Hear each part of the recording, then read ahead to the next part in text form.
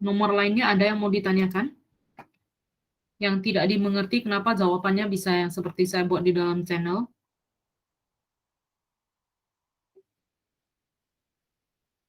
Ada? Atau hanya 3 soal itu saja?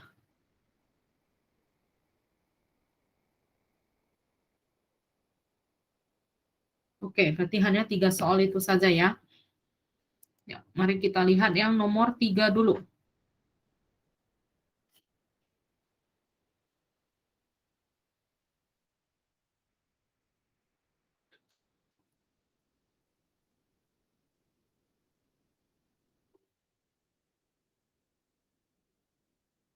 Yang ini ya, yang nomor 3.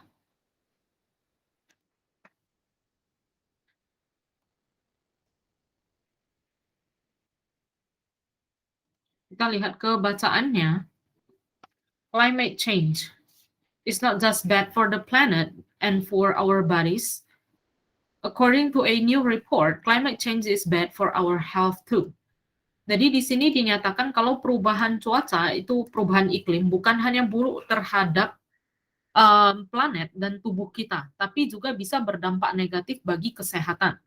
The report is not the first to tackle climate change from a health perspective, dan laporan tersebut bukan yang pertama kalinya membahas mengenai dampak perubahan iklim terhadap kesehatan.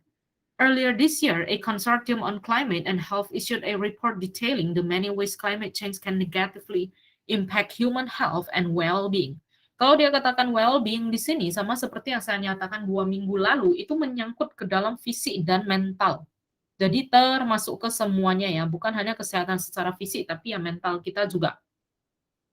Ada laporan yang menyatakan kalau perubahan iklim itu bisa memberikan dampak negatif terhadap kesejahteraan, yaitu kesehatan fisik dan mental manusia. What makes this new report unique is its narrow focus on mental health. Jadi, apa yang membedakan laporan yang ini dengan laporan yang sebelumnya adalah laporan yang ini yang diterbitkan oleh Consortium on Climate and Health, mereka ini menerbitkan laporan yang membahas secara detail mengenai dampak perubahan iklim terhadap kesehatan mental. Fokusnya berarti di kesehatan mental ya, berarti bukan di bagian yang lain-lain. The report breaks up the mental health impacts into 2 broad buckets. Jadi ada dibedakan menjadi 2 topik utama yang dibahas di dalam bacaan ini. Wait, ada yang masuk, saya izinkan aja lah ya. Daripada nggak masuk sama sekali kan, bagi saya bagusan telat daripada nggak masuk sama sekali.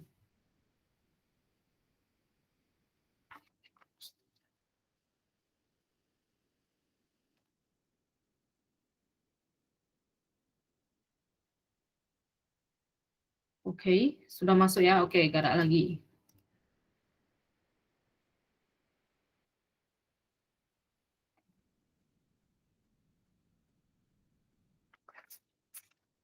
Nah, lanjut. Tadi saya sampai ke paragraf kedua. The report breaks up. Tadi dia katakan di sini kalau dampak perubahan iklim terhadap kesehatan mental itu dibagi menjadi 2 bagian besar.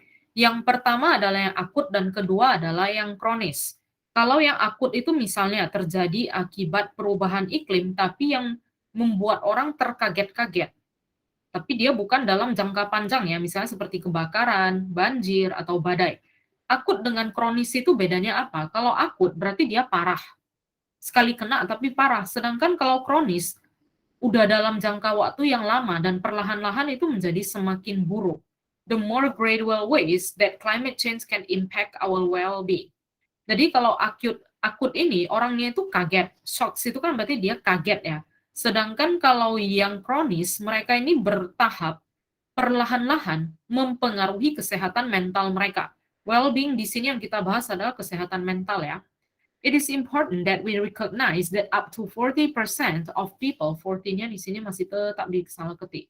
Gak ada huruf U ya, harusnya O saja.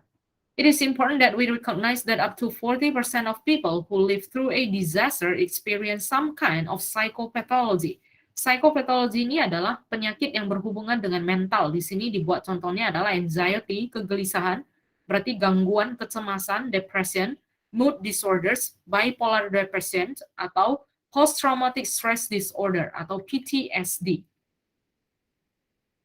Dia berikan contohnya, tapi tidak dijelaskan secara terperinci ya, anxiety itu apa, depression itu apa, mood disorders itu apa, dan PTSD itu apa. Tidak ada dijelaskan, hanya disebutkan saja. Nah, sampai sini berarti ada yang bisa kita hilangkan. Yang bisa kita hilangkan itu adalah pilihan bagian A. A ini kita hilangkan. Present several types of psychopathology. Berarti menyajikan. Kalau present di sini berarti kayak mempresentasikan ya. Beberapa jenis dari penyakit mental. Ada nggak disebutkan beberapa jenisnya? Ada. Yaitu yang tadi PTSD, anxiety, mood disorders, dan segalanya. Tapi tidak ada disebutkan apa sih perbedaan antara satu dengan yang lain? Ciri-cirinya apa? Kok bisa terjadi? Ini nggak ada, maka bagian A salah. Prevent mental illness in disaster conditions. Bagaimana cara kita mencegah penyakit mental pada saat terjadi bencana alam? Ini masih tanda tanya. Karena kita belum baca sampai yang bagian terakhir. Ada lagi yang bisa dihilangkan, yaitu bagian D. Describe psychopathology problems due to a particular disaster. Menggambarkan penyakit mental yang mungkin terjadi akibat kejadian alam tertentu. Nah, di sini ada nggak dia sebutkan kejadian alam tertentunya? Ada. Yang akut itu misalnya terjadi akibat ini kebakaran, banjir, dan badai. Nah, tapi dia nggak ada sebutkan secara terperinci lagi dampak akut terhadap kesehatan mental itu yang jenisnya apa. Nggak ada. Maka bagian D kita juga hilangkan. Sisa bagian B, C, dengan E. Kita lanjut ke bacaannya. According to the report, 1 in 6 people who lived in areas affected by Hurricane Katrina met the criteria for PTSD. Berdasarkan laporan, 1 dari 6 orang yang tinggal di tempat yang terkena bencana badai Katrina itu memenuhi standar, memenuhi ciri-ciri terkena PTSD. PTSD ini adalah orang yang dia itu pernah trauma, tapi kemudian traumanya itu belum diselesaikan, belum disembuhkan.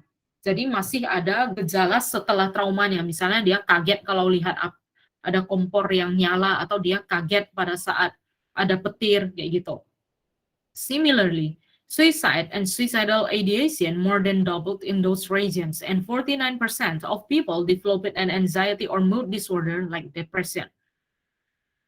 Masalah bunuh diri itu juga meningkat 2 kali di tempat yang terkena badai Katrina. Dan 40%, 49% dari penduduk mereka itu terkena gangguan kecemasan atau gangguan, bukan gangguan kepribadian ya, gangguan mood. Misalnya mereka itu depresi, lebih banyak sedihnya daripada senangnya, atau up and down.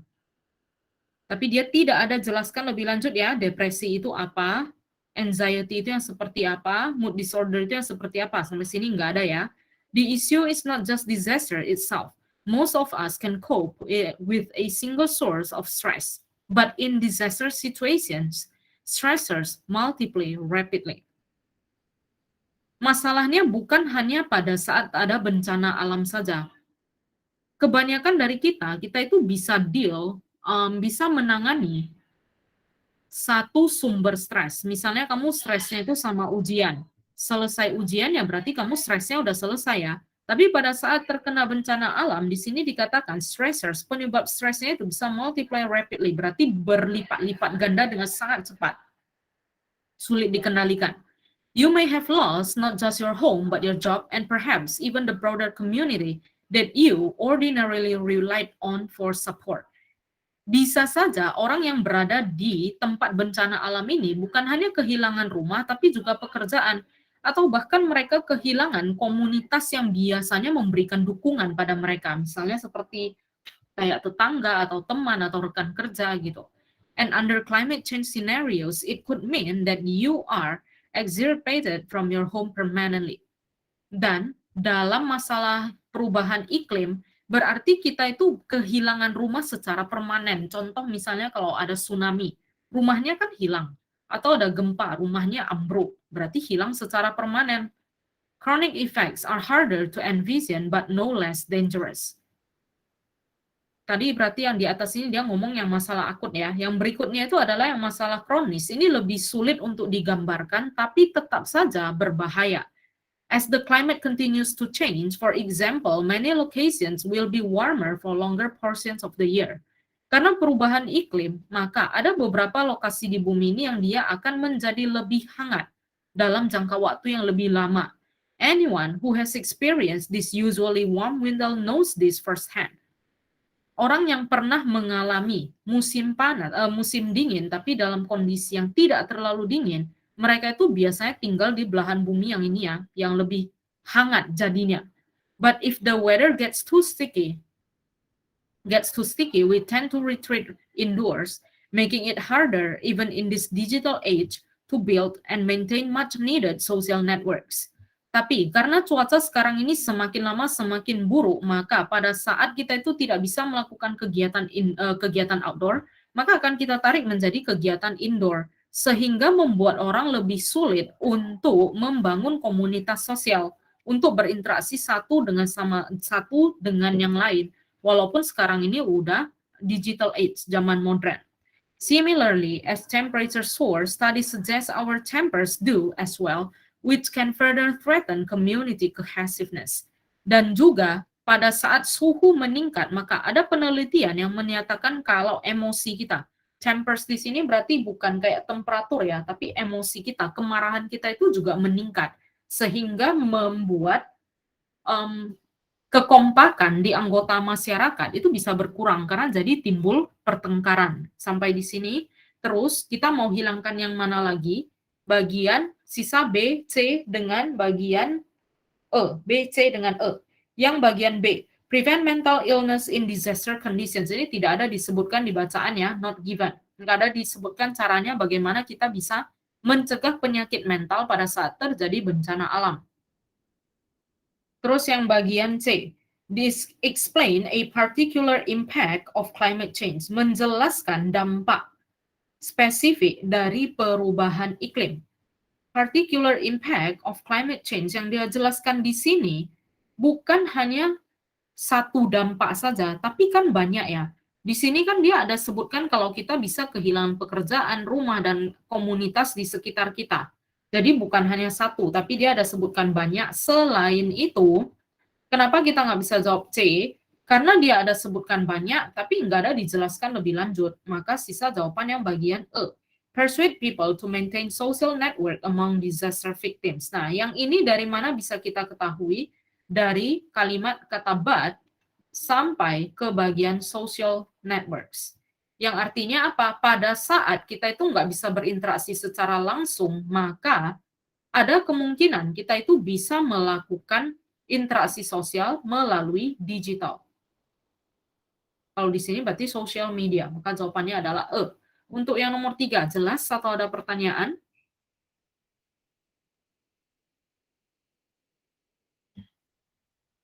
Ada? Tidak ada? Nah, ini yang nanya kemarin nomor 3 si Hagen, dia nggak masuk. Oke, lanjut ya ke nomor 7. Nomor 4 ada yang mau ditanyakan? 4 ada? Oke, tidak ada. 5, 6, nggak ada juga. Oke, berarti kita ke nomor 7, nanoteknologi. Ini, bukan, apa, nomor 7, mengenai hidup selamanya. Kita lihat ke soalnya, dia hanya minta yang paragraf 1. Why does the author mention, nomor berapa? Salah, nomor 7 ya. Ya, nomor 7. Sorry, salah lihat soal. Why does the author mention an online game in paragraph 5? Kenapa si penulis menyebutkan mengenai game online di paragraf 5? Berarti fokus kita itu di sekitaran paragraf 5 dan tetangganya ya. Bisa jadi ada 4, bisa jadi ada 6. Kalau kamu baca paragraf 5 kurang jelas, bisa balik ke atas dulu ke paragraf 4. Udah baca 4, baca 5 nggak ngerti juga, bisa perlebar ke paragraf 6. Tapi jangan baca mulai dari 1, 2, 3, habisin waktu aja. Usahakan hanya 2 paragraf pun, kalau bukan 4, 5 ya 5, 6 gitu aja. Tapi kita lihat ke paragraf 5 dulu. Paragraf 5 itu yang ada 1, 2, 3, 4, 5. Paragraf terakhir ya, yang ini. Berarti ini kita nggak bisa baca ke bawah, bisa baca ke atas saja, antara 4 atau 5. For Ray, Ray ini adalah nama orang ya, si Kurzweil. For Ray, this could be quite literally heaven. Once you upload the brain onto the internet and log onto the virtual world, the body can be left to rot while your virtual self carries on playing Counter-Strike forever. Online game yang dia sebutkan di sini adalah ini, Counter-Strike. Counter-Strike itu nama game. Nah, jadi dia sebutkan, pada saat kita itu mengupload otak kita ke internet, kemudian kita masuk ke dalam dunia virtual, ke dalam dunia maya, di dalam otak kita, maka tubuh kita itu bisa ditinggalkan untuk melakukan routing. Routing di sini, kalau yang pakai Android harusnya tahu ya, Android itu bisa dimodifikasi sesuai kebutuhan usernya melalui proses yang namanya routing. Jadi proses routing itu bisa terjadi, kita ngomongnya ini di bacaan ini ya, bukan yang di HP ya. Proses routing ini bisa terjadi mirip seperti waktu kita itu main game. Therefore, why wait when you can have a shot of nanobots and upload your brain onto the internet and live on as an immortal virtual server?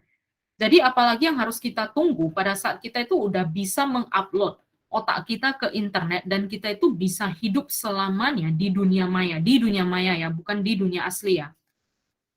Kenapa dia ada sebutkan mengenai online games Counter-Strike ini? Kalau kita lihat dari kalimat pertama, dia ada katakan, for Ray, this would be. Nah, kata di sini kita belum jelas ya, this yang dia maksudkan ini adalah apa. Tapi pada saat kita lihat ke bagian atas, yang bisa mengkoneksikan kita ke dunia maya itu adalah nanotransmitters. Maka bisa kamu simpulkan, ini adalah nanotransmitters. Paham ya? Karena di bacaan yang paragraf 5, dia itu mengatakan kalau kita bisa mengkoneksikan otak kita ke internet. Kalau kita baca di bagian atas, cara mengkoneksikan otak ke internet, ke dunia maya itu adalah dengan alat yang disebut dengan nanotransmitters ini. Jadi nanotransmitters ini di sini dikatakan mirip seperti saat kita sedang bermain game. Nah, yang artinya apa? Di bagian paragraf 5, dia menjelaskan bagaimana cara kerja dari nanotransmitter yang mirip seperti saat kita bermain game. Bisa login, kemudian bisa kamu lakukan, bisa kamu modif, kalau kayak di Mobile Legends kan kamu bisa kayak mencari skin atau menyelesaikan entah petualangan apa atau entah mission apa. Nah, itu maksudnya. Jelas ya? Untuk yang nomor 7, kalau nggak jelas bisa langsung raise hand tanya ya. Maka jawabannya adalah bagian C. Ini kenapa kita nggak perlu baca semua, nggak perlu eliminasi yang tertentu, karena dia langsung fokusnya di bagian paragraf kelima. Jadi jangkauan soalnya itu nggak terlalu lebar, dia spesifik. Maka kamu bisa langsung baca 5 atau kayak yang tadi aku bilang. Kalau 5 nggak jelas, baca keempat. Tadi kita ada baca keempat, ada, yaitu di bagian neurotransmitter. Nomor 8. The author's purpose in this text is to, tujuan dari penulis di teks ini adalah, kita lihat bacaannya dulu. While bullying has always been a problem encountered during childhood and adolescence, we all know it is on the rise. When a child is intentionally and repeatedly mean to another child, the cycle begins. Kejadian pembulian itu sudah ada mulai dari masa kanak-kanak dan masa remaja. Dan biasanya itu berupa siklus ya. Jadi anak yang dibully itu akan membuli yang lain juga. Mean di sini artinya adalah bertindak kasar.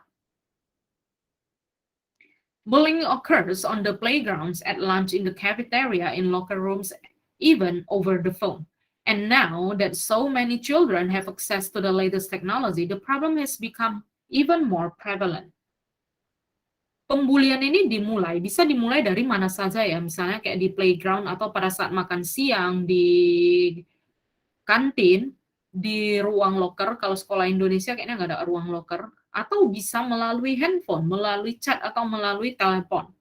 Dan saat ini, karena banyak anak-anak yang udah bisa mengakses teknologi terkini, maka masalah bully ini bahkan menjadi lebih jelas nampaknya. Bully itu nggak mesti melulu kayak dia itu mukul, atau cubit, atau tendang, enggak ya. Tapi misalnya kayak kita itu ngomong, "Oi, kamu jelek, kamu gendut." Itu udah termasuk ke dalam bully, walaupun maksud kita itu main-main.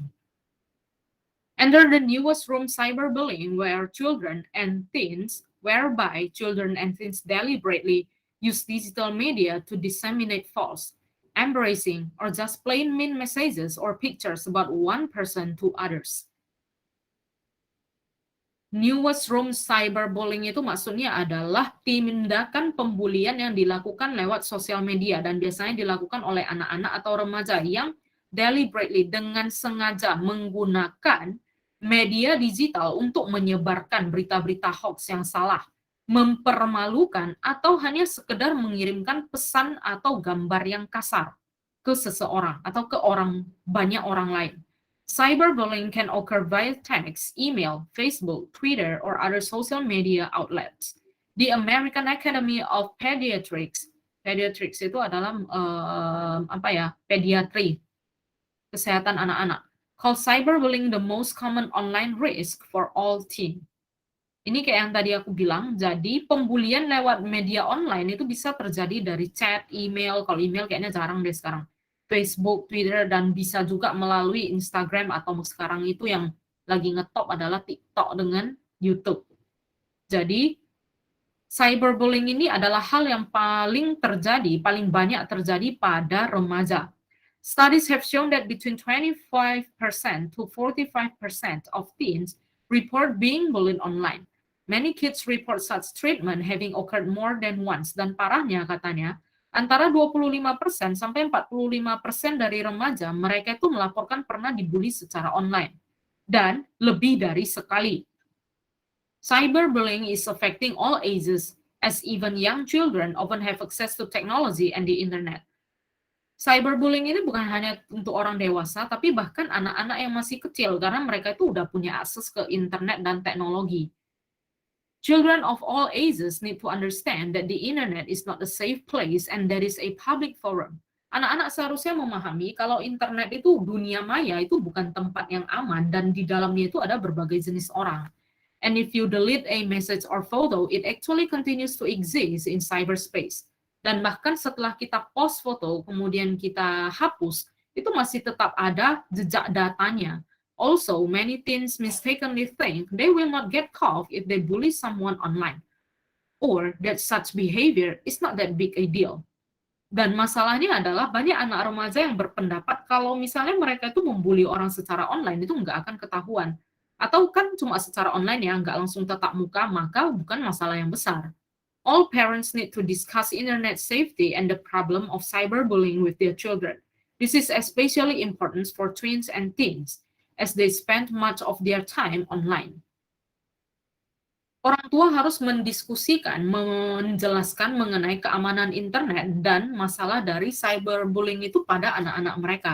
Karena biasanya ini terjadi pada anak usia puluhan dan 20-an. Karena kebanyakan dari kita menghabiskan waktu secara online. Just as kids must learn and practice good manners in public, they also need to mind their manners online. If a child would not say something to another young person's face, then the same deed should not be emailed or texted. It is really as simple as that. Jadi anak-anak mereka itu harus belajar dan bisa mempraktikkan bagaimana sifat yang baik di publik, baik mereka itu ketemu langsung ataupun tatap muka. Jadi kalau ada hal yang mereka anggap itu bisa mempermalukan orang pada saat mereka ketemu secara tatap muka, maka seharusnya hal tersebut juga tidak mereka sampaikan lewat email atau lewat chat. This is what I call the front door rule. Tell your child that if he or she writes an email or text or posts something derogatory about another person on Facebook, Twitter, Instagram, or other sites, to think before they push send.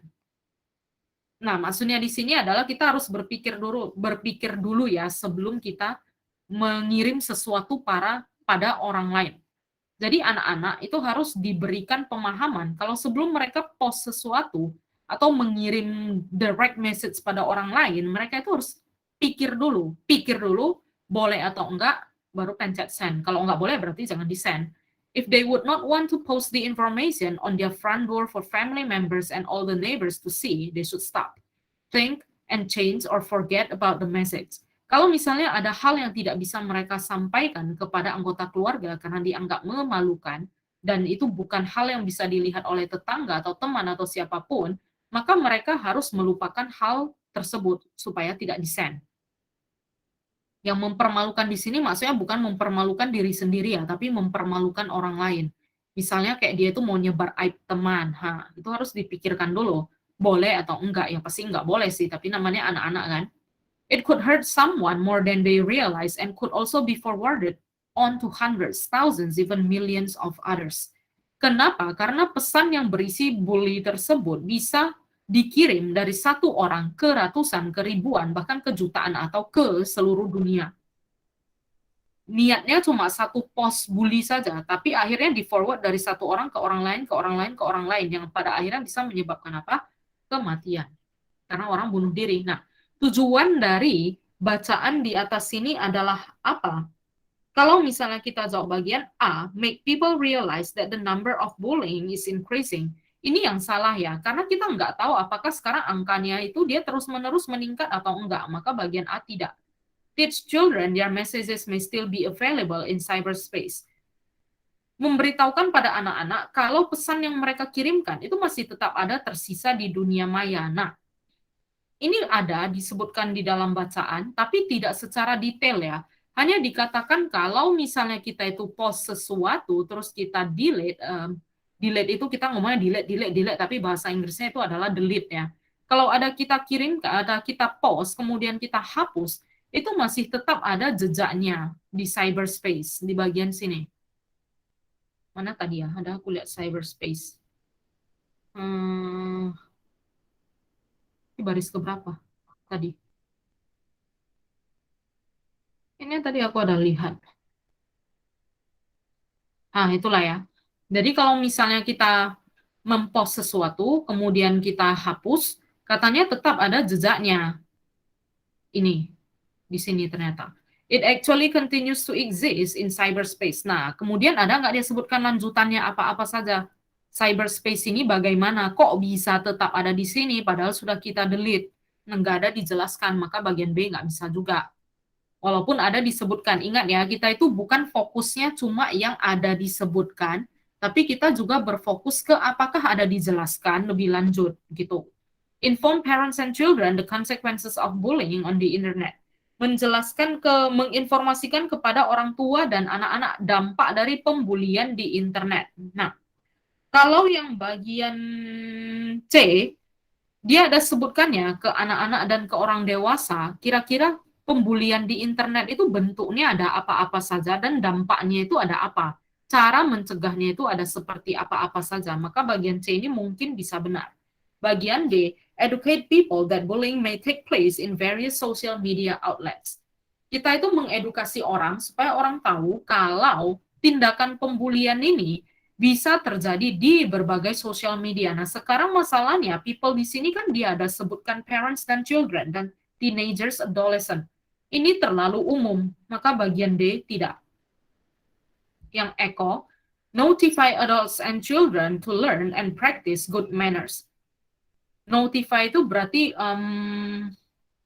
kayak aku menotify kalian, memberitahukan pada kalian, menginformasikan kepada orang dewasa dan anak-anak untuk belajar manner yang baik, melakukan tindakan yang baik. Nah, tindakan yang baik itu yang seperti apa di sini cuma katanya pikir dulu sebelum post, jadi terlalu umum. Maka jawabannya yang paling tepat adalah cacing.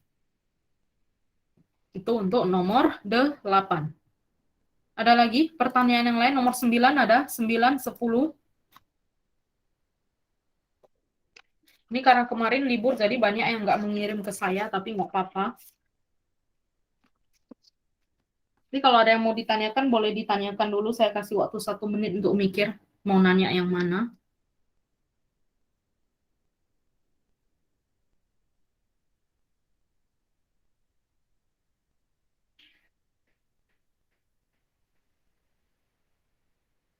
Ada 1 menit ya.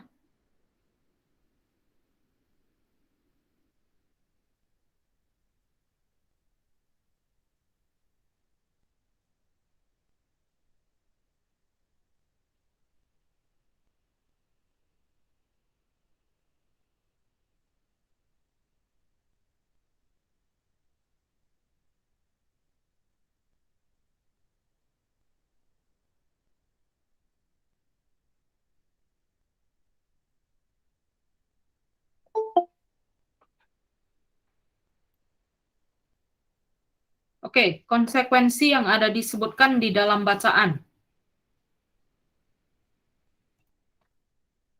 Karena kalau misalnya kita jawab C, berarti dia harus ada ngomong konsekuensinya itu ada apa-apa saja ya. Nah, di sini dia memang tidak ada sebutkan secara langsung konsekuensinya itu apa. Kalau konsekuensi itu kan misalnya kayak kita tahu nanti ada orang yang misalnya jadi malu atau kemudian ada orang yang jadi gak punya teman atau mereka jadi punya masalah mental. Berarti kan itu yang kita maksudkan dengan konsekuensinya ya. Di sini dia hanya sebutkan kalau cyberbullying itu bisa terjadi pada semua umur. Jadi konsekuensinya, akibatnya itu apa? Akibatnya itu adalah anak-anak yang bisa lebih banyak terkena. Cyberbullying itu, kalau misalnya terjadi cyberbullying, kalimat gampangnya gini, misalnya ada terjadi cyberbullying, ada terjadi pembulian di media sosial. Dampaknya, konsekuensi itu kan dampak ya, dampaknya itu bisa ke anak-anak. Ini, risk for all teen. Jadi konsekuensi yang dia sebutkan di sini itu bukan yang per poin kayak yang biasanya kita maksud. Misalnya, dampak perubahan iklim, misalnya es mencair, kemudian suhu meningkat, permukaan laut semakin tinggi. Nah, bukan yang seperti itu. Tapi dampaknya itu adalah pada anak-anak. Hanya sampai situ saja dia sebutkan. Kemudian dia ada sebutkan yang lain, yaitu kenapa bisa lebih banyak pada anak-anak dan remaja. Karena pada anak-anak dan remaja, mereka itu lebih sering online sepanjang waktu. Oke, hanya ada disebutkan itu. Jadi sebenarnya dari 5 pilihan ini, adakah yang paling tepat? Ya enggak sih, sebenarnya yang bagian C ini juga kita pilih yang paling mendekati saja. Bisa, Wendy? Kita pilih yang paling mendekati, bukan yang dia itu paling benar. Enggak, tapi yang mendekati. Karena dia hanya ada sebutkan dampaknya, targetnya itu adalah pada anak-anak remaja dan pada ya remaja dan anak-anak. Kalau yang kamu maksudkan konsekuensinya itu adalah yang per poin, itu memang tidak ada disebutkan. Bisa, Wendy?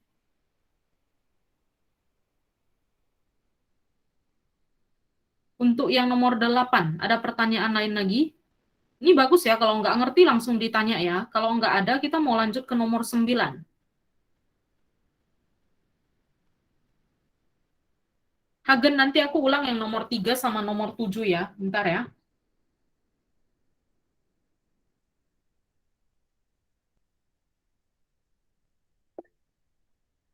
Oke ya. Ada pertanyaan untuk nomor 9. Nomor 9 kita lihat soalnya dulu. The author's purpose in the passage is to. Tujuan dari si penulis untuk bacaan tersebut adalah mau ngapain dia, apa yang mau dia sebutkan. Ini bacaannya.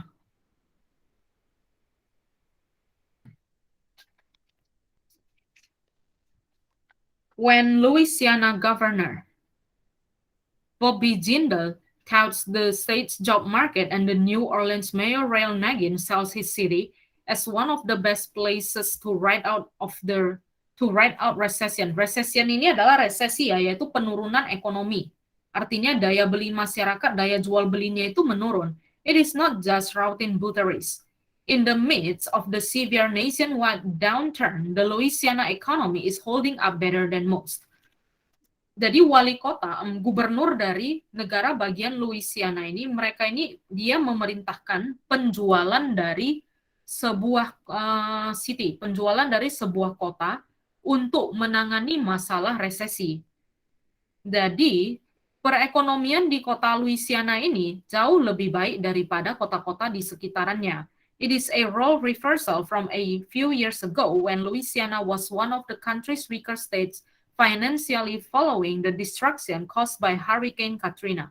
Sebelumnya, Louisiana ini adalah salah satu negara bagian yang perekonomiannya itu sangat lemah akibat badai Katrina. The state has 10th lowest employment rate and was the only state to add non-farm jobs in the February, the most recent month for which data are available.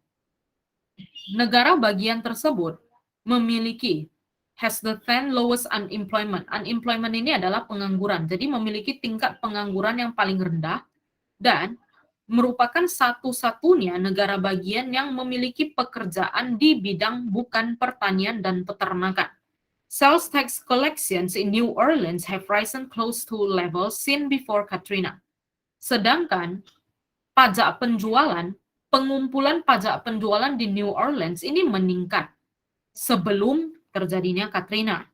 And foreclosure rates have remained low by national standards, in part because the state never experienced a housing bubble. Jadi kenapa perekonomiannya itu bisa menurun akibat terjadinya badai Katrina? Jadi sehingga masyarakatnya itu menjadi kehilangan tempat tinggal. What's unclear is how long the state that can keep the downturn's worst demons at bay. March state-by-state employment data, which the Labor Department releases Friday, will offer fresh insights. Jadi ada suatu informasi baru yang kemudian disebutkan. The major reconstruction effort that continues more than 3.5 years after Katrina partly explains why Louisiana State has been fairly insulated from the worst of recession. Adanya proses rekonstruksi, usaha untuk merekonstruksi yang dilakukan selama lebih dari 3,5 tahun setelah badai Katrina terjadi, ini bisa menjadi alasan kenapa Louisiana itu bukan menjadi tempat yang resesinya itu paling buruk. Has been fairly insulated, yang artinya dia itu bisa bertahan dari penurunan ekonomi. Di tempat-tempat lainnya sudah terjadi penurunan ekonomi, tapi di Louisiana itu tidak. Oke, jadi soalnya. Tujuan dari si penulis adalah, kita lihat yang A. Outline the promotion of the state's job market in Louisiana, ini sudah pasti tidak ya. Dia tidak ada sebutkan mengenai lowongan pekerjaan di Louisiana itu masih terbuka, available, ada, tidak, atau dan lain sebagainya, nggak ada. Yang bagian B. Describe Louisiana economy in the midst of severe nationwide downturn. Menjelaskan mengenai perekonomian di Louisiana di tengah-tengah dari resesi yang terjadi di berbagai tempat. Ini benar, kenapa? Karena di bagian sini dia ada sebutkan mulai dari the major sampai ke bagian recession. Artinya Louisiana ini mereka melakukan usaha rekonstruksi ekonomi, memperbaiki ekonomi mereka selama lebih dari 3,5 tahun setelah badai Katrina. Berarti setelah badai Katrina terjadi, ekonomi mereka menurun kan, tapi mereka berusaha memperbaiki selama 3,5 tahun, yang mengakibatkan apa? Louisiana ini menjadi tidak terkena resesi dibandingkan dengan negara dan kota di sekitarnya. Makanya jawabannya bisa B. Nah, jadi kenapa kita nggak bisa jawab bagian A? Bagian C. Kalau bagian C, give an opinion about Louisiana Governor Bobby Jindal and New Orleans Mayor Ray Nagin. Memberikan pendapat mengenai ini udah yang paling nggak mungkin ya, karena nggak ada disebutkan pendapatnya apa. Siapa yang ngasih pendapat, apa isi pendapatnya, tidak ada. Yang bagian D. Demonstrate how Katrina caused destruction towards state's financial position. Nah, yang mungkin, paling mungkin, banyak yang jawab bagian D. Tapi, kenapa enggak bisa how Katrina caused destruction towards state financial position? Bagaimana badai Katrina ini bisa membuat perekonomian suatu negara menjadi hancur? Kan dia katakan di sini demonstrate. Demonstrate itu berarti menunjukkan, harus ada dikasih buktinya, penjelasannya apa-apa saja. Sementara di bagian atas dia itu cuma katakan badai Katrina itu membuat orang menjadi kehilangan tempat tinggal, angka pengangguran menjadi naik, cuma itu. Yang lainnya nggak ada dijelaskan lagi, maka bagian D kurang tepat. Present the detailed insights about Louisiana employment data. Untuk mempresentasikan insights itu berarti kita anggap di sini informasi ya, informasi yang terperinci mengenai tingkat orang yang bekerja di Louisiana. Unemployment, pengangguran. Employment, orang yang bekerja. Adakah di bacaan? Tidak ada. Maka jawabannya adalah bagian bola. Ada lagi pertanyaan?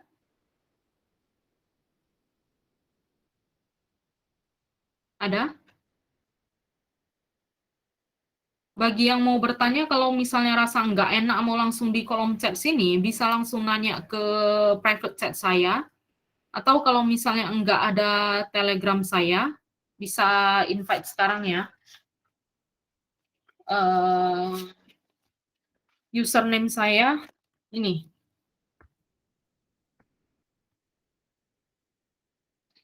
Kalau misalnya nggak mau lewat Telegram, mau lewat yang lain, misalnya dari Instagram, boleh. Nama saya tetap yang itu.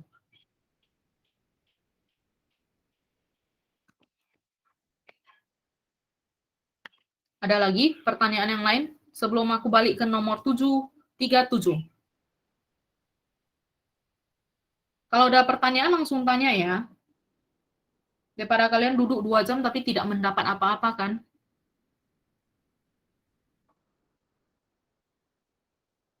Ada lagi? Nomor 10 jelas? Jangan malu-malu kalau mau nanya ya. Kalau mau nanya langsung raise hand aja, nggak apa-apa loh.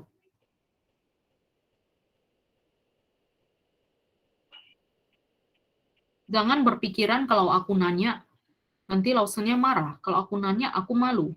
Lebih malu nggak tahu daripada nggak nanya. Kalau nggak bisa apa-apa kan lebih malu ya daripada kamu nanya. Kalau kamu nanya, artinya kamu tahu apa yang kamu nggak tahu. Nah, ada 2 jenis orang. Tahu apa yang dia tidak tahu, yang satu lagi nggak tahu apa yang dia nggak tahu. Kamu nggak tahu, iya, yang mana nggak tahu juga. Nah, itu lebih parah. Ya, tapi setidaknya dia nggak tahu, kan? Ada? Nggak ada. Oke, kita balik ke nomor 3 sebentar ya. Nomor 3. Ini tadi mengenai perubahan iklim. Oke, sebentar saya bersihkan dulu. Terus untuk next pertemuan, kalau misalnya ya udah jam 7.40 kalian mau masuk, ya masuk aja, nggak apa-apa. Saya tetap ada terima sih. Karena kan memang kita belajarnya di jam makan malam. Mana tahu kamu lagi makan atau GoFood kamu telat atau gimana, ya nggak masalah. Saya tetap accept kok.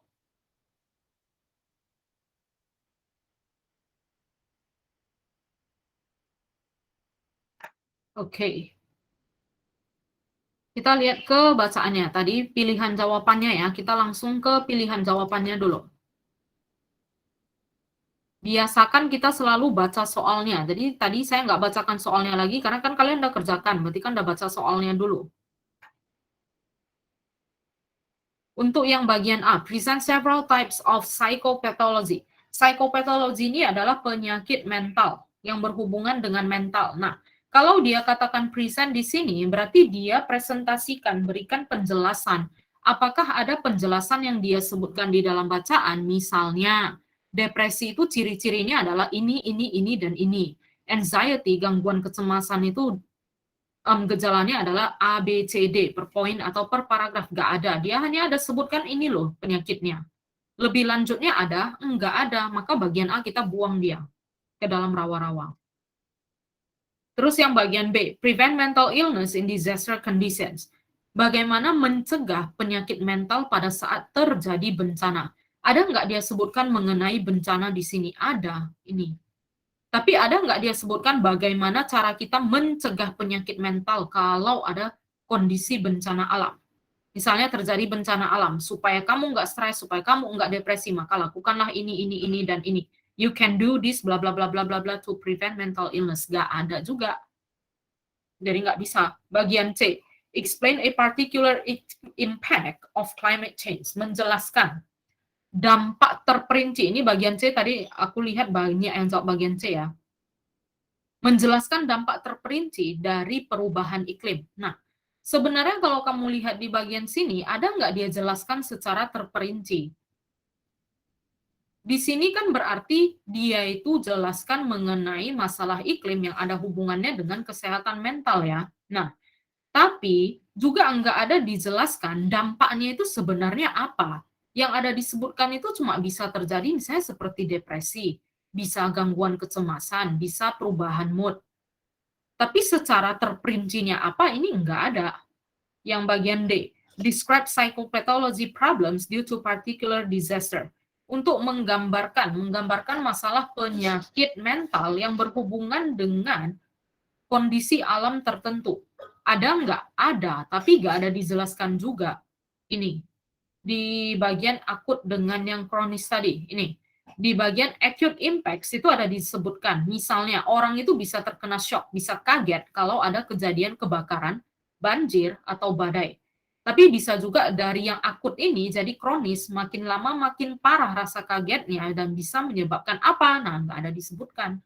Hanya disebutkan di sini bisa mempengaruhi kesejahteraan kita, mempengaruhi kesehatan mental kita. Lanjutannya secara detail adakah? Tidak ada. Maka jawabannya adalah E. Bisa, Hagen?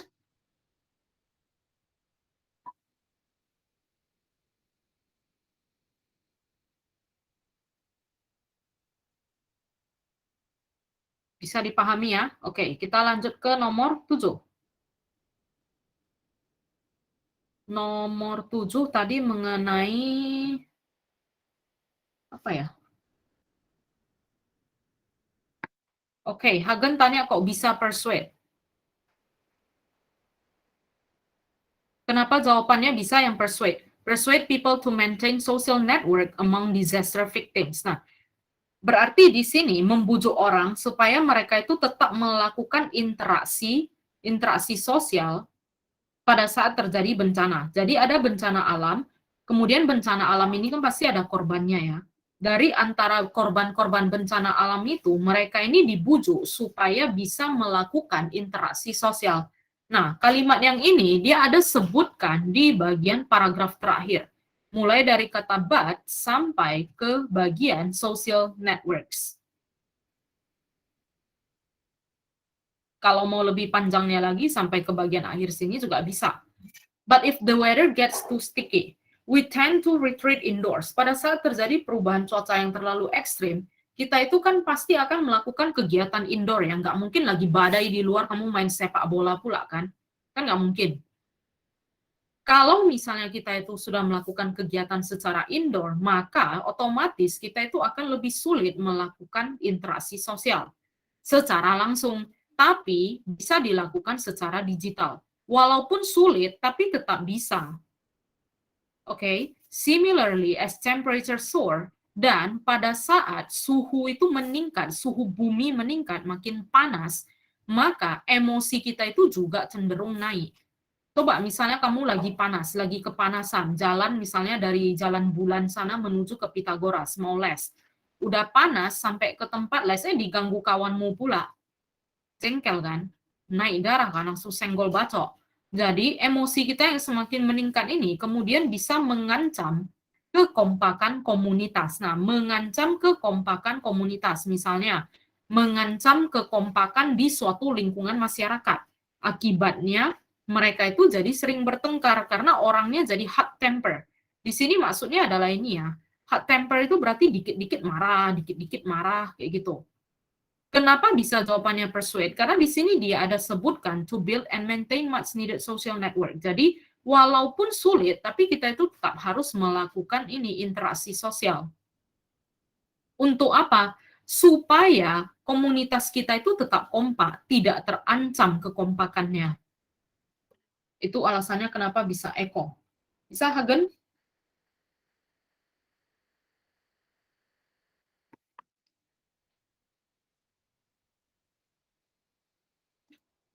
Oke, lanjut ke nomor 7.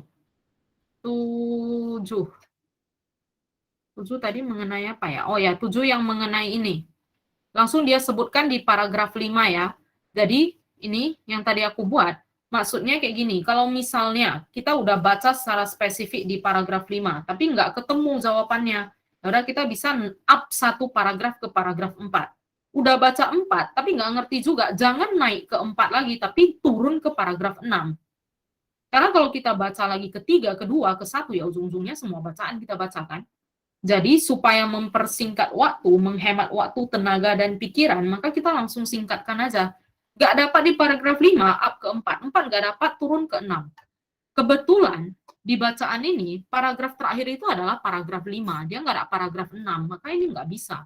Kita cuma bisa paling banyak baca sampai paragraf keempat, itu udah harus dapat jawabannya. Oke. Nah, yang ini dia katakan di sini kan kenapa si penulis itu menyebutkan mengenai online game. Online game yang dia sebutkan di sini adalah apa? Counter Strike. Ini adalah game yang disebutkan. For Ray, this would be quite literally heaven. Kata this di sini maksudnya adalah apa? Baca dulu sampai ke terakhir. Nanti baru kita cari ke atas apa maksud dari this-nya.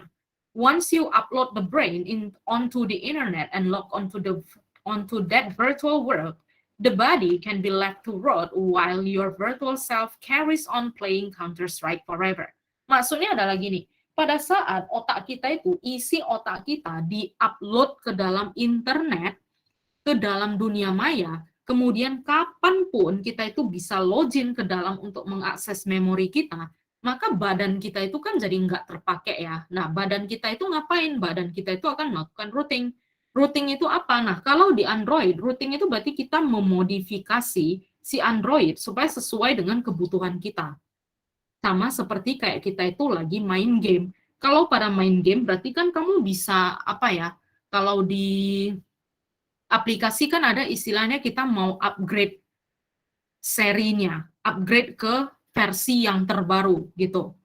Nah, jadi kata this-nya di sini berarti maksud dari si Ray ini adalah harus ada penghubung antara tubuh kita, antara otak kita dengan dunia maya. Virtual world itu adalah dunia maya. Jadi harus ada penghubung antara si otak dengan si internet ini. Nah, cara penghubungnya itu gimana? Dari bacaan di atas, cara penghubungnya itu adalah ini. The nanotransmitters being able to connect you to the world of virtual reality on the internet. Jadi kita, otak kita bisa terhubung ke internet itu dengan benda yang disebut dengan nanotransmitters.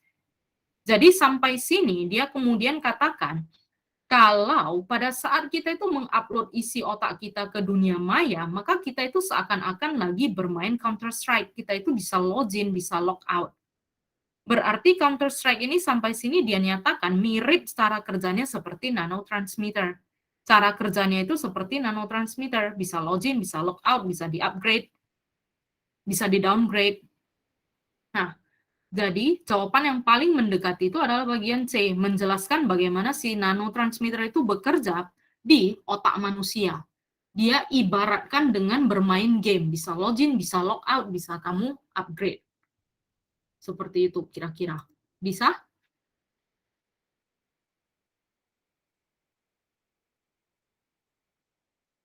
Bisa ya? Oke, nggak ada lagi pertanyaan? Ada lagi? Kalau nggak ada, kita lanjut ke materi kita hari ini.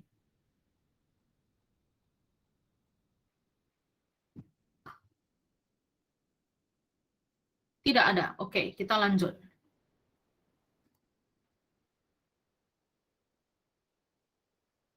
Ke inference. Nah, inference ini apa? Inference ini artinya adalah kesimpulannya. Kita berarti mau membuat kesimpulan, conclusion. Nah, cara menyimpulkannya itu gimana? Nanti ada beberapa jenis pertanyaan yang muncul. Pertanyaan yang muncul itu misalnya seperti ini, bentuk pertanyaan. It can be inferred from the passage that. Ini yang nomor 1, paling sering muncul di soal kelas 7. Waktu kalian kelas 7 pasti ada. Terus, yang nomor 9, ini juga sering muncul. Yang lain lagi, nomor 5, which of the following can be inferred from the passage? Nah, jadi inferred itu adalah informasi apa sih yang ada dalam bacaan, kesimpulan apa yang bisa kamu tarik. Inference ini dia berasal dari kata infer, yang artinya makna tersirat. Kesimpulannya itu nanti enggak langsung disampaikan, tapi harus kamu ambil kesimpulannya dulu. Perlukah kita baca semua paragrafnya? Tergantung. Tergantung dia mintanya di paragraf berapa. Kalau dia itu spesifik langsung di paragraf 1, ya udah baca paragraf 1 doang. Nggak ngerti lanjut kedua, tapi janganlah lanjut 2, 3, 4, 5, 6, semua bacaan kita baca. Habis-habisin waktu aja. Oke, kita lihat ya. Ini adalah contoh pertanyaannya. Dia berikan satu paragraf gini, bisa juga kadang lebih dari satu paragraf. What can be inferred from paragraph 5 about the workers in Taylor's theory? Apa yang bisa kita simpulkan dari paragraf 5 mengenai pekerja di teori Taylor? Ini adalah contoh pertanyaannya. Nah, kita lihat. Inference itu sebenarnya apa? An inference is a conclusion reached based on evidence and reasoning. Jadi kesimpulan itu kita ambil berdasarkan bukti dan alasan-alasan yang ada di dalam teks. Dan seringkali dia itu not directly stated in the passage. Taulah ya bahasa Inggris ya, sama kayak bahasa Indonesia. Kayak nggak bisa ngomong langsung, harus saja selalu dibuat kalimatnya itu tersirat. Nggak langsung bisa kamu ketahui. Jadi, inference dengan ini author's purpose ini yang tadi ya, yang kita bahas soal-soal yang tadi, dengan inference dengan main idea itu seringkali tidak langsung diberitahukan. Tapi bedanya kalau main idea itu kamu berarti tinggal cari di awal-awal paragraf atau di akhir-akhir paragraf. Sementara kalau inference dengan purpose itu mau kalau nggak mau kamu harus baca dulu, harus baca dan harus pahami. Nah, kemudian dia sebutkan di sini, ini ada beberapa contoh, everyday examples, contohnya. Yang pertama, you look out the window and notice clouds in the sky. You take an umbrella because you guess it might rain. Yang artinya, ini dalam keadaan apa? Kesimpulan kita apa? Cuacanya mendung kan? Tapi ada nggak dia langsung sebutkan, today is a cloudy day? Nggak ada. Tapi kesimpulannya adalah pada saat itu mendung. You are speaking about your problems at work to a friend and he yawns. Yawns itu adalah menguap yang ngantuk. You stop talking about work and instead ask about his life. Yang artinya di sini temannya, si friend-nya di sini bored, merasa bosan. Topiknya itu membosankan. Atau kita buat di sini topic boring. Topiknya membosankan, jadi si temannya ini bosan, maka dia harus ganti topik. Ini adalah kesimpulan kita. Contoh yang lain. She almost always comes to work on time. Dia hampir selalu tepat waktu. Nah, sekarang pertanyaan saya, kalau dia bilang almost always comes to work on time, hampir selalu on time, kira-kira pernah nggak dia telat? Dia pernah telat atau dia itu pasti 100% selalu tepat waktu? Atau dia itu misalnya pernah telat sekali, 2 kali gitu. Kira-kira menurut kalian dia itu ada telat atau tidak? Jangan aku nanya jawab sendiri loh ya. Jam kali loh kalian kalau aku tanya nggak menjawab. Adakah dia telat? Pernahkah dia telat? Kalau dikatakan di situ almost always, hampir selalu tepat waktu. Si John itu, dia kalau tembak cewek, hampir selalu diterima. Kira-kira dia itu pernah kena tolak nggak sih?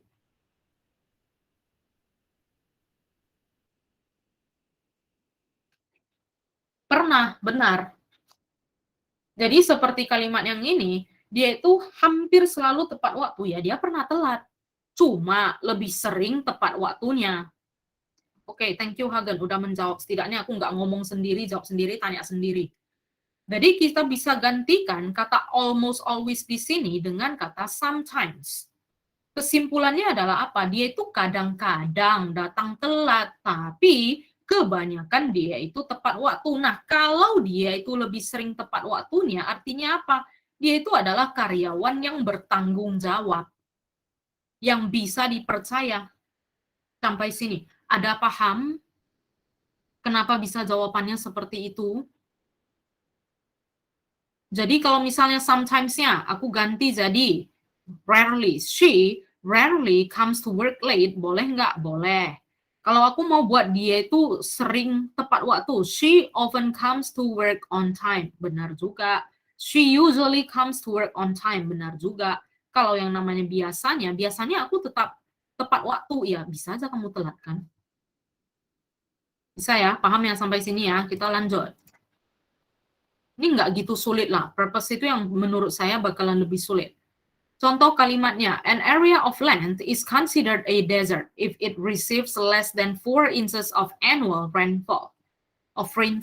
Jadi suatu dataran itu bisa dianggap sebagai desert, padang pasir, kalau curah hujan tahunannya itu kurang dari 4 inci.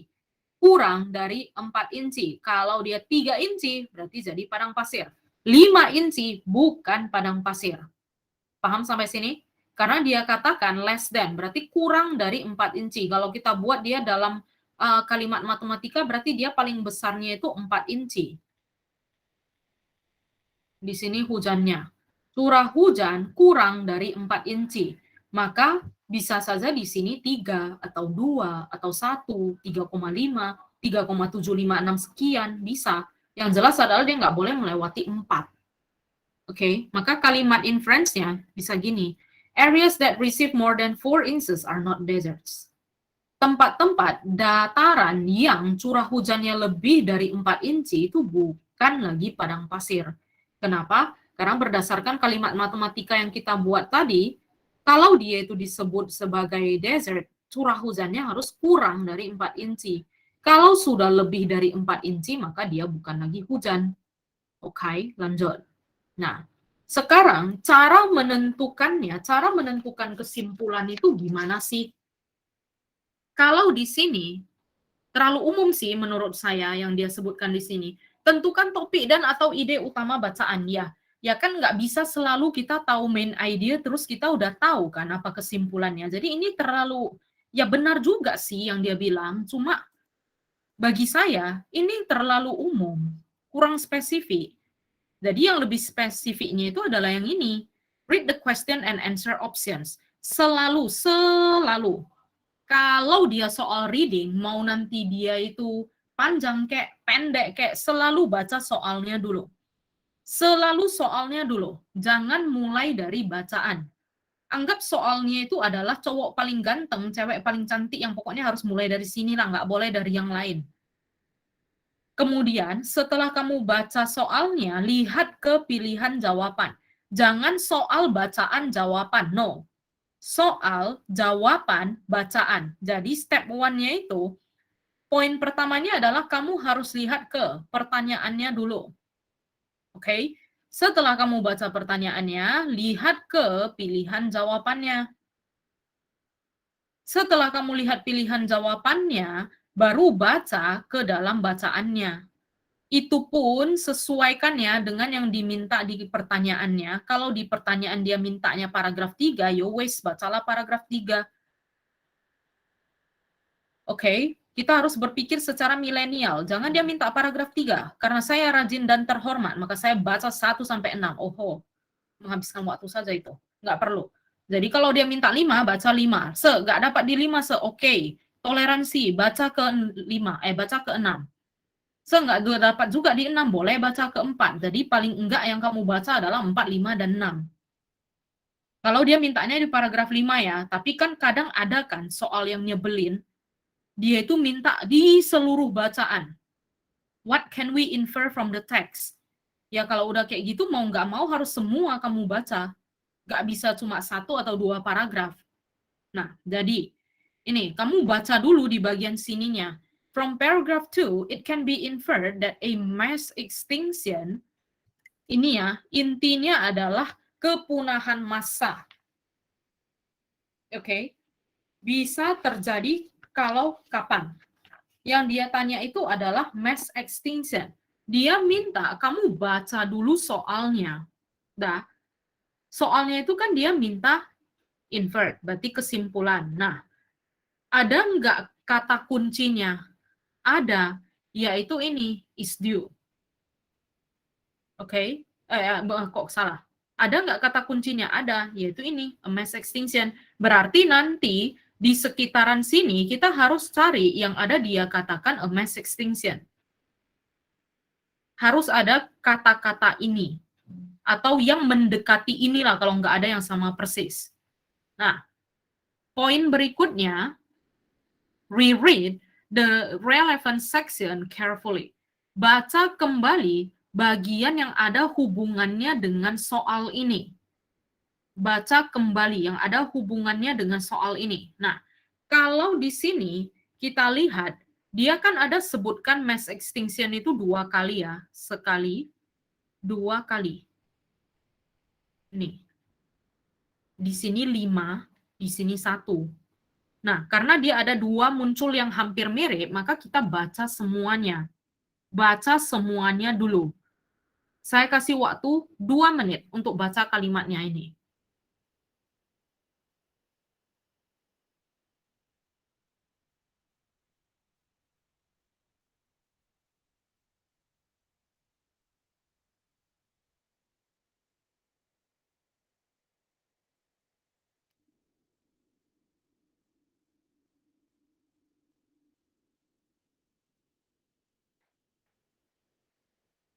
Ini artinya adalah terbalik ya.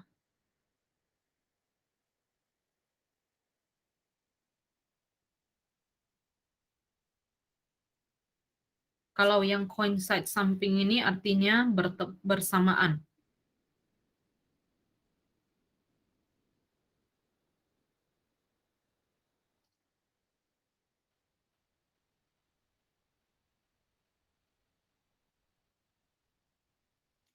Terus ada lagi nggak ya? Ini gangguan. Terus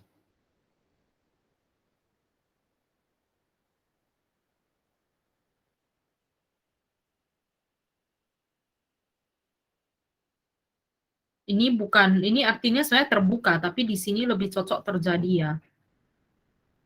Coincident itu kebetulan. Oke. Nah, untuk pilihannya is due, ini artinya adalah mungkin terjadi. Mungkin terjadi. Mungkin terjadi dalam suatu waktu. Wipe out di sini artinya adalah memusnahkan. Common, umum. Oke, coba.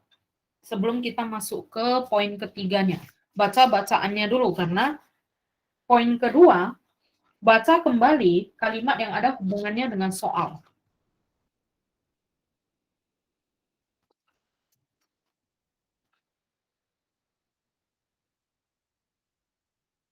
Sudah? Oke. Udah ya, lanjut. Langkah ketiga, eliminate incorrect answers. Nah, tadi kamu udah baca ya.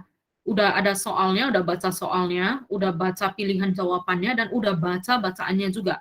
Sekarang kira-kira dari dari A, B, C, D ini kira-kira yang mana? Satu pilihan dulu yang bisa kita hilangkan. Pilihan apa yang kira-kira pasti dia salah? Pasti salah, nggak mungkin dia bisa benar.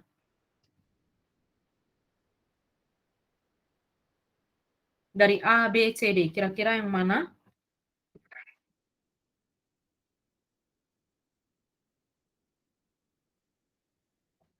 Bola, oke. Albert bilang bola. Yang lain ada? Atau semuanya setuju dengan bola?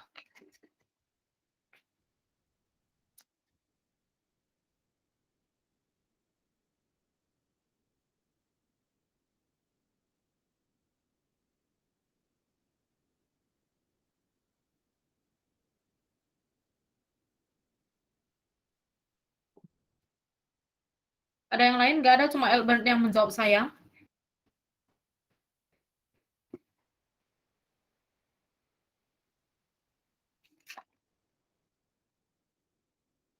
Oke, kita lihat ya. Kalau menurut saya, pada saat saya baca ini, yang pertama kali saya hilangkan itu adalah bagian C. Can wipe out fish species. Karena di situ kan dia nggak ada katakannya, bisa memusnahkan ikan, ikan-ikan akan punah, tapi nggak apa-apa. Kita lihat yang bagian B. Bagian B coincides with carbon cycling. Tadi yang di sini appended itu adalah membalikkan. Membalikkan siklus karbon yang normal. Jadi membalikkan itu enggak sama dengan bersamaan dengan. Jadi ini pasti salah. Tapi seandainya kamu itu enggak ngerti apa itu artinya appended, ya udah bagian B depending dulu, jangan langsung disilang. Oke. Ini kan dia nggak ada sebutkan ya, coincides itu dengan appended adalah arti yang sama, dan di sini, kalau kamu nggak ngerti lagi, skip bagian B. Lihat ke bagian C. Can wipe out fish species.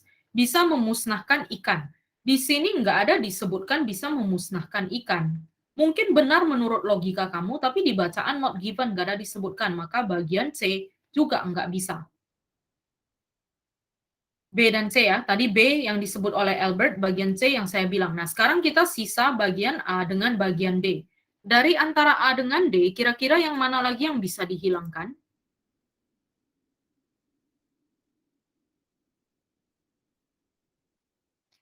Bagian D. Albert, boleh kasih saya alasannya? Katanya dia terjadi uh, Terakhir yang terjadinya 540 juta tahun yang lalu. Oke. Dan itu bisa dikatakan jarang sekali. Ya, oke, benar. Oke, thank you Albert. Di sini kan dia katakan is common artinya umum terjadi ya. Ya, kalau umum terjadi bisa kita anggapannya dia itu sering terjadi. Sementara di sini dalam 540 juta tahun itu terjadi 5 kali kepunahan massal.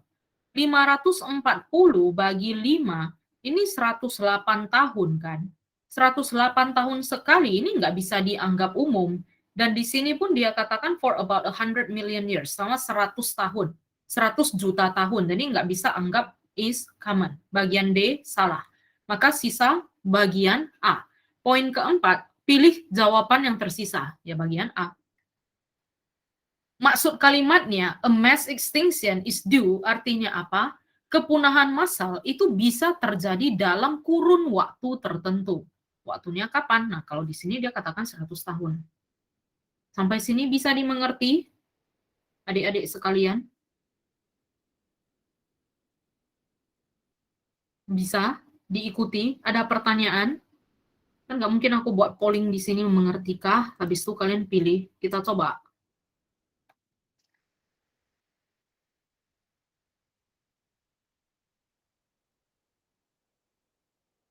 Kalau memang kurang ngerti, langsung tanya ya.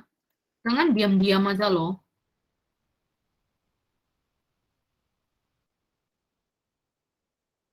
Ya, udah ada 2 orang yang voting. Paham.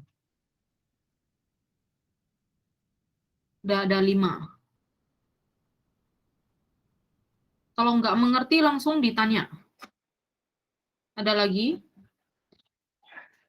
Jadi ingat ya, poin kita tadi yang pertama adalah baca dulu soal. Setelah baca soal, baca pilihan jawaban. Setelah baca pilihan jawaban, baru kembali ke bacaan. Cari yang mana yang ada kata kuncinya. Kan di soal ada kata kunci. Misalnya kalau kayak ini kan a mass extinction. Kamu bisa cari kata mass extinction yang ada di dalam bacaan. Bisa dimengerti ya? Oke, polling saya akhiri.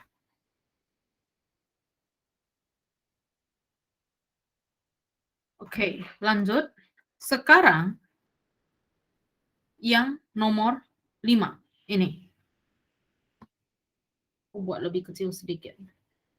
Nah, yang nomor 5, bukan nomor 5 sih, maksudnya bacaan berikutnya, coba.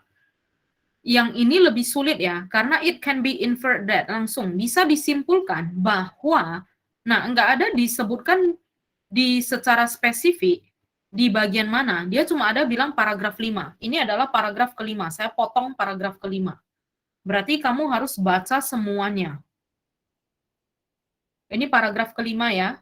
Berarti baca semuanya, kemudian kira-kira kesimpulannya dari yang mana? Dari A, B, C, D.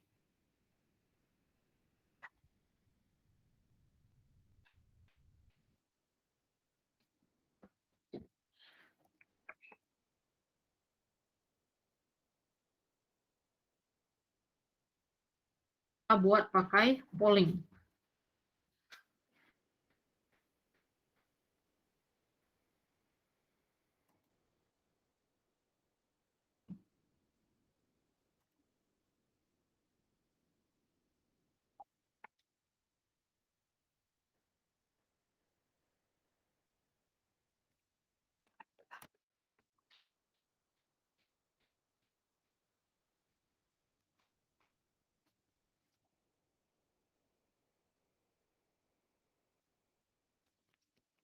Untuk bacaannya, kalau sulit dimengerti, saya bantu jelaskan. A recent study has found that as children, how we perceive someone's trustworthiness is linked to how attractive we find them. Sebuah penelitian menunjukkan bahwa pada saat kita masih anak-anak, bagaimana cara kita menentukan orang itu bisa dipercaya atau enggak adalah dari seberapa menarik kita merasa orang tersebut. Jadi kalau orang itu menarik dalam sini good looking ya, mukanya itu ganteng atau cantik, berarti dia itu orang yang bisa dipercaya. Berarti kita menilai orang dari penampilan kalau di sini.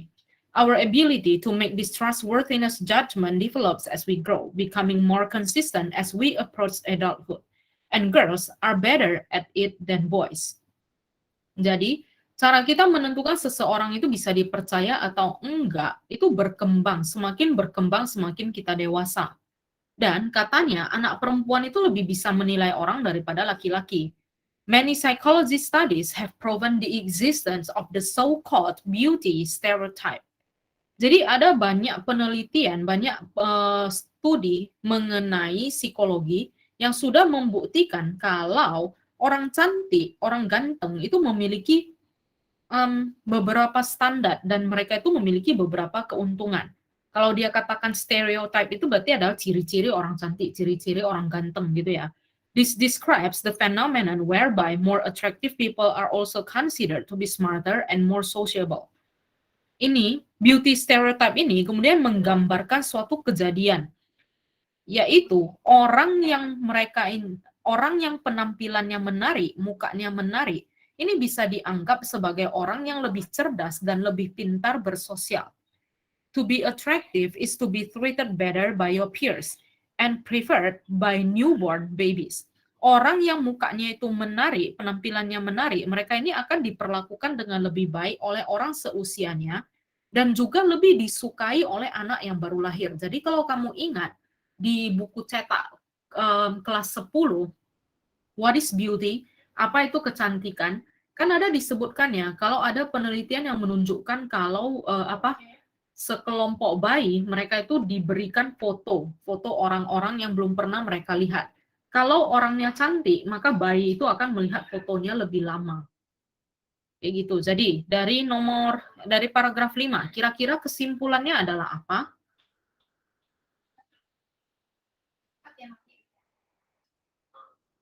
Banyak yang jawab dodol dengan ayam. Satu orang jawab B, gak ada yang jawab C. Yang lain?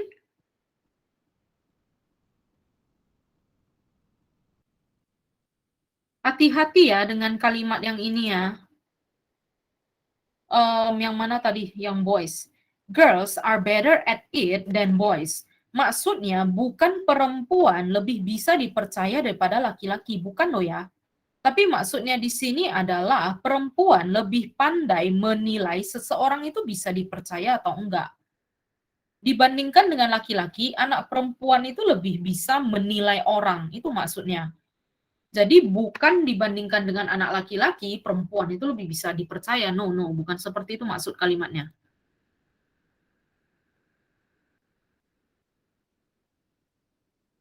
Oke.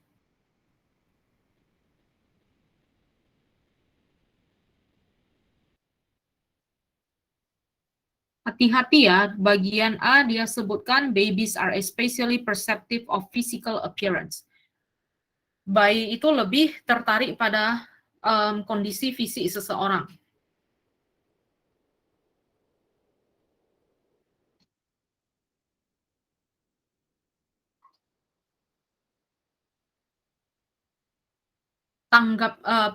Perceptive itu artinya mereka lebih tanggap ya. Artinya lebih punya daya tarik terhadap orang yang cantik. Ada lagi? Kita akhiri. Banyakan jawab A. Yang jawab B hanya satu orang. Oke, kita lihat. Yang bagian A. Babies are especially perceptive of physical appearance. Physical appearance di sini maksudnya yang gimana coba? Berarti kan penampilan fisik. Penampilan fisik yang bagaimana? Penampilan fisik yang menarik atau penampilan fisik yang tidak menarik atau seperti apa? Ini bagian A. Dia kalimatnya terlalu umum ya. Babies are especially perceptive of physical appearance. Bayi itu menarik terhadap penampilan fisik seseorang. Penampilan fisik yang bagaimana dong? Paham? Kalau yang bagian B, attractive people are more likely to be successful. Orang yang menarik, mereka itu kemungkinan besar lebih sukses. Di sini adakah dia sebutkan lebih sukses secara langsung? Tidak ada. Yang dia ada sebutkan itu adalah to be smarter and more sociable. Mereka itu lebih cerdas dan lebih bisa bersosialisasi. Jadi ya kalau dia itu cerdas dan bisa bersosialisasi ya kita anggap dia itu sebagai orang yang sukses. Jadi ini mungkin ya, mungkin. Tadi yang ini udah salah. Bagian B mungkin. Yang bagian C, our judgment of others is most often accurate. Ini udah pasti salah. Judgment itu berarti penilaian. Penilaian kita terhadap orang lain itu seringkali akurat. Nah, di sini nggak ada dikatakan kalau penilaian kita terhadap orang lain seringkali bisa akurat. Jadi ini tidak salah. Bagian D, girls are more trustworthy than boys. Perempuan lebih bisa dipercayai daripada laki-laki. Tidak. Di sini yang disebutkan itu perempuan lebih pintar menilai orang daripada laki-laki. Jadi bagian D enggak. Maka jawaban yang paling mendekati adalah bagian bola. Ada pertanyaan? Bisa dipahami kenapa jawabannya B? Tadi banyak yang jawab A. A nggak bisa ya, karena kalau physical appearance, dia nggak sebutkan secara spesifik yang seperti apa. Yang di bacaan ini juga dia hanya katakan beauty, artinya menarik.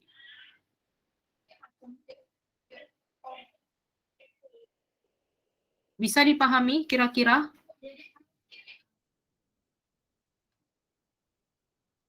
Oke, kita lanjut ke berikutnya. Ini ya, jawabannya yang benar adalah B ya. Ini tipsnya. The answer to an inference question is not usually directly stated in the passage. Nah, ini yang tadi aku bilang. Biasanya jawaban dari soal-soal inference begini, dia itu kalimat tersirat. Bedakan tersirat dengan tersurat. Tersurat itu berarti kamu langsung nampak. Langsung disebutkan secara langsung. Kayak yang tadi aku bilang, today is a cloudy day. Nah, masalahnya di pilihan jawaban nggak akan muncul yang seperti itu. Jadi gimana? Kamu harus baca berulang-ulang, baca benar-benar kamu pahami. Tips yang kedua, inference question answers are often spread out across multiple sentences, so read most of the given paragraph for the answer. Usahakan kita baca beberapa paragraf. Yang tadi aku bilang, jangan ditanya paragraf 5, kamu itu cuma berpatokan di paragraf 5. Bisa jadi nggak dapat jawabannya. Kamu harus lanjut ke paragraf 4 atau maybe ke paragraf 6, tapi janganlah pula semuanya kamu baca. Kalau udah dapat kata kuncinya, ya udah langsung tentukan mana jawabannya. Oke, masalahnya adalah kalau muncul soal seperti ini, kayak mana tadi kan saya bilang ya, kita bisa tentukan kata kuncinya itu apa. Nah, kalau yang kayak gini, the workers in Taylor's theory. Di semua bagian yang saya kasih warna kuning ini kata kunci yang muncul di bagian soal. Ada berapa kali workers coba muncul? Jadi bisa nggak kita tentukan posisi spesifik dari jawabannya yang mana? Nggak bisa. Kalau sudah seperti ini, maka mau nggak mau, kamu harus baca ini semuanya. Tapi tetap baca soal dulu, baca pilihan jawaban dulu, baru baca bacaan. Soal, pilihan jawaban, bacaan. Itu urutannya. Oke, soal, pilihan jawaban, bacaan. Paham ya? Oke. Nah, bisa juga dia seperti ini. It can be inferred from paragraph 3 that bisa disimpulkan dari paragraf ketiga bahwa nah ini semuanya ada disebutkan di dalam paragraf 3. Yang warna biru ini ada disebutkan di bagian sini. Yang warna kuning ada disebutkan di sini. Merah ada disebutkan di sini. Caranya gimana?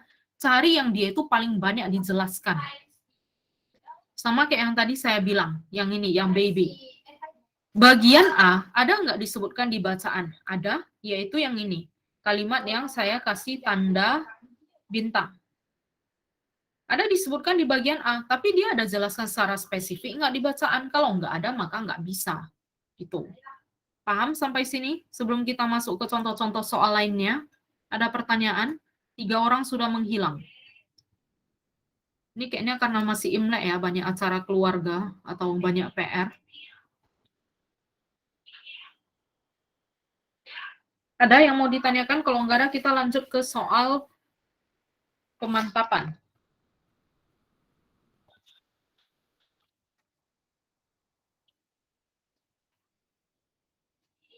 Tidak ada ya? Oke, kalau tidak ada, kita lanjut ke ini.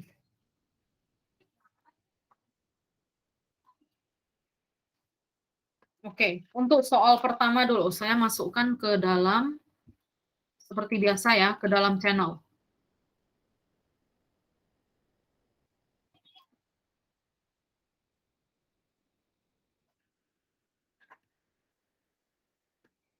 Soal satu. Ya, kira-kira jawabannya apa?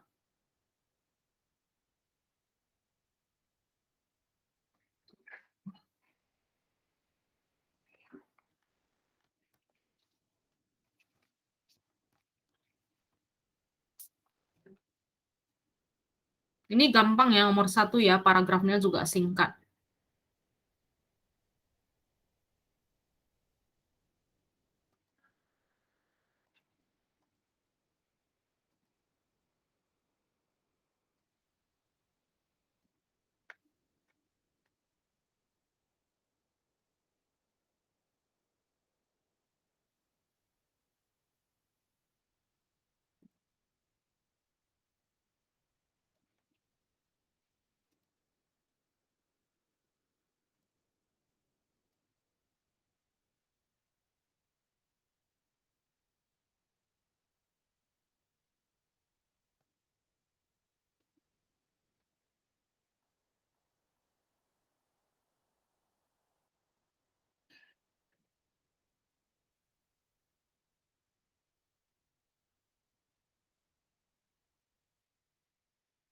Oke, Wendy udah jawab. Yang lain?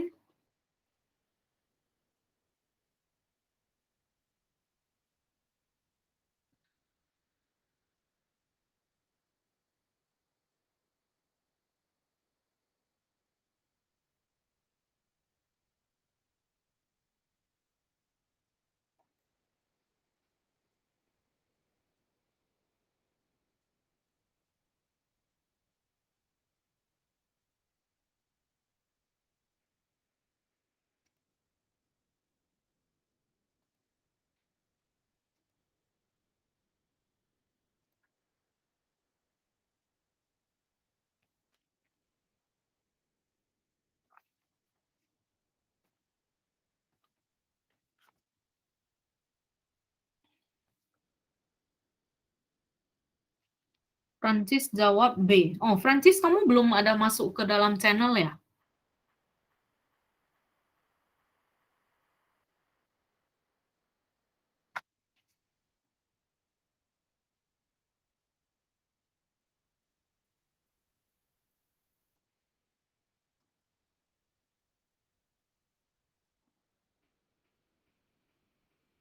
Bisa jawab ke dalam channel aja ya. Ini mana tahu yang ada di sini belum masuk ke dalam channel, ini channelnya. Bisa langsung diklik aja. Nggak apa-apa, Francis.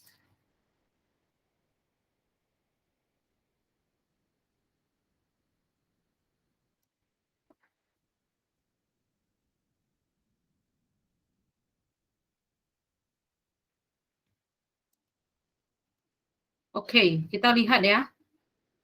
We can infer from the passage that one benefit of fluoride to healthy teeth is salah satu keuntungan fluoride terhadap kesehatan gigi adalah di sini ya, dia kan ada buat if fluoride is present in drinking water when teeth are forming, some fluoride is incorporated into the enamel of the teeth, making them more resistant to attack by acid. Jadi sampai sini kita tahu kalau fluoride ini kemudian bisa memperkuat enamel dari gigi. Maka jawabannya bola sudah benar. Oke, lanjut soal berikutnya.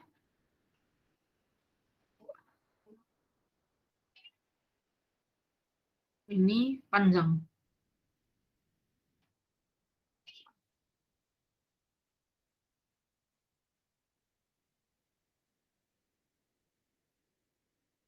Ini soalnya agak panjang ya, bacaannya agak panjang ya yang berikutnya. Yang dia tanyakan itu adalah di keseluruhan paragraf.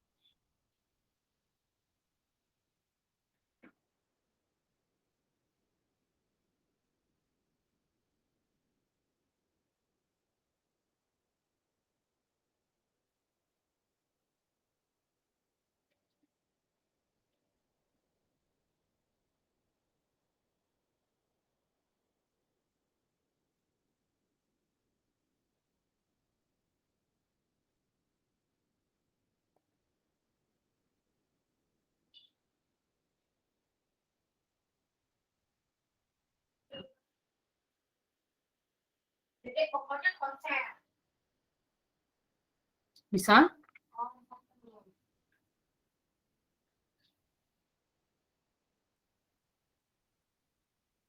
Ingat ya, baca soal dulu, baru baca pilihan jawabannya. Setelah itu balik ke bacaan.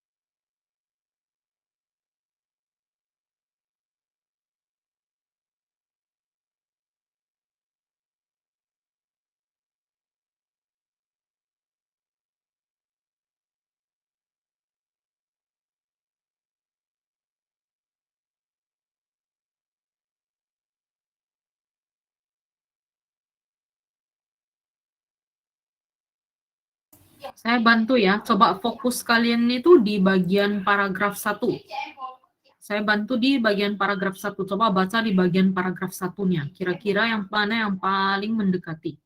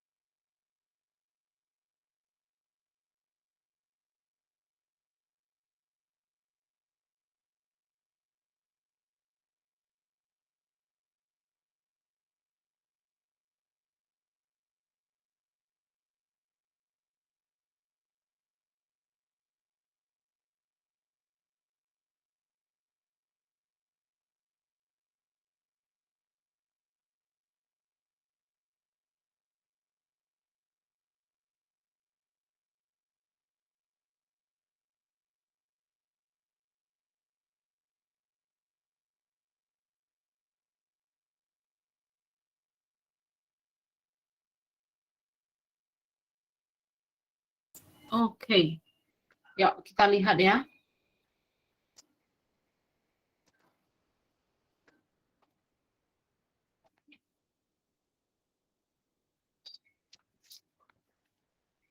It can be predicted based on the passage that. Bisa diprediksikan dari bacaan bahwa, nah tadi ada jawab bagian D. Using certified transplants will reduce the use of pesticides. Dengan cara menggunakan transplant yang bersertifikasi bisa mengurangi penggunaan dari pestisida. Tapi dia tidak ada jelaskan secara lanjut sih, dan bisa kita bilang di bagian paragraf 1 ada langsung dijelaskan non-pesticides control for plant diseases will be a new trend in agricultural practices. Kenapa kita bisa tahu new trend? Karena disebutkan di sini ini.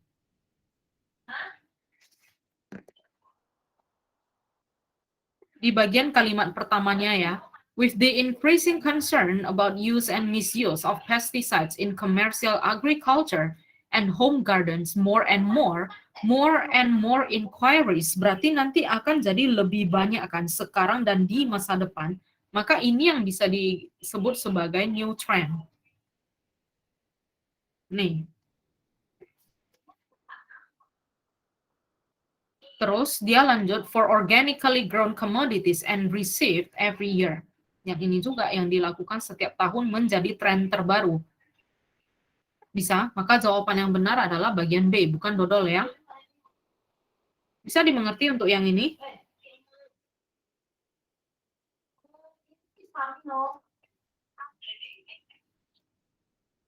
Bisa, bisa. Ada pertanyaan? Kenapa jawabannya bisa B? Kenapa jawabannya bukan yang lain?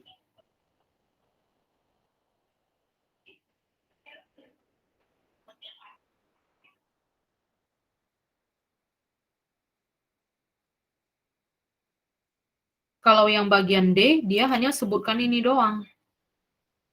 Nih. Tapi dia tidak ada jelaskan lebih lanjut lagi. Sedangkan non-pesticides control ini dia ada jelaskan di keseluruhan paragraf termasuk yang ini non-chemical. Non-chemical itu berarti ya tidak menggunakan pestisida. Oke ya, lanjut. Soal berikutnya. Ini bacaannya juga panjang sekali. Yang dia tanya itu adalah bisa diduga kalau nanti ada lebih banyak apa lagi. Ini bacaannya saya bagi jadi 2. Bentar ya.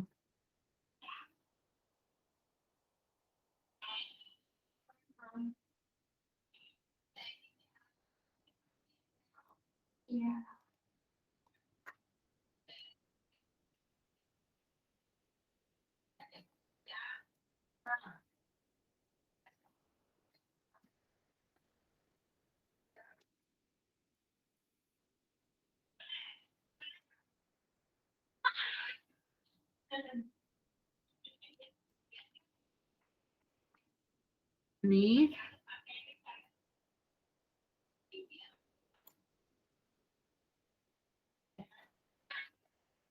Oke, udah ada di dalam channel.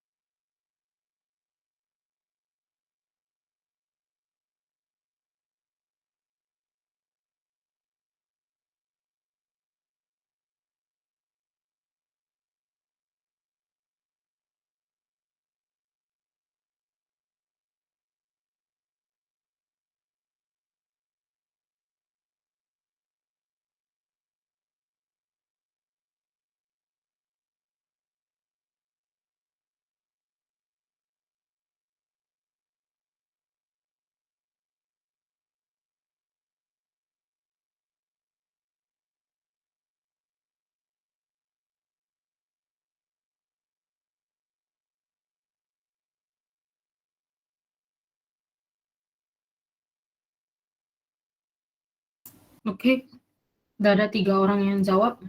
Jawabannya sama, Eko semua.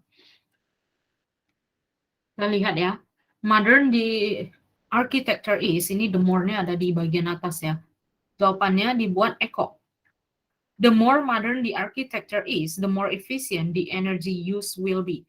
Jadi semakin modern suatu arsitektur, maka energinya itu juga akan semakin efisien. Bagian E benar ya, karena ada disebutkan di bagian paragraf ke-1. Di bagian paragraf 1 di sini ada dibuat he added that it is time to innovate new systems. Jadi harus ada sistem yang modern. New itu berarti kan sama dengan modern ya. To retrofit these buildings with energy efficiency in mind. Kenapa dibuat menjadi bangunan yang modern? Supaya energinya itu semakin efisien. Jadi jawabannya bagian E sudah benar. Oke, ini untuk tugasnya nanti agak banyak ya.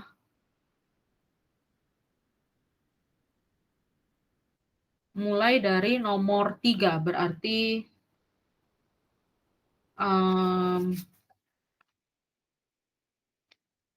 contoh soal dan pembahasan nomor 3 sampai ke bagian akhir. Nanti filenya saya masukkan ke dalam grup. Oke. Ada yang mau ditanyakan sebelum kita akhiri? Ada? Tidak ada? Oke, kalau tidak ada pertanyaan lagi berarti kita selesai ya, dilanjutkan besok ke kelas matematika. Untuk tugasnya nanti jangan lupa hari Senin dikumpulkan. Sebelum Senin depan nggak boleh dikumpulkan. Melalui private chat boleh, melalui komen di grup juga boleh. Oke, kita selesai ya. Kalau nggak ada pertanyaan lagi, terima kasih untuk waktunya malam ini. Selamat malam, bye-bye. Sudah boleh live ya.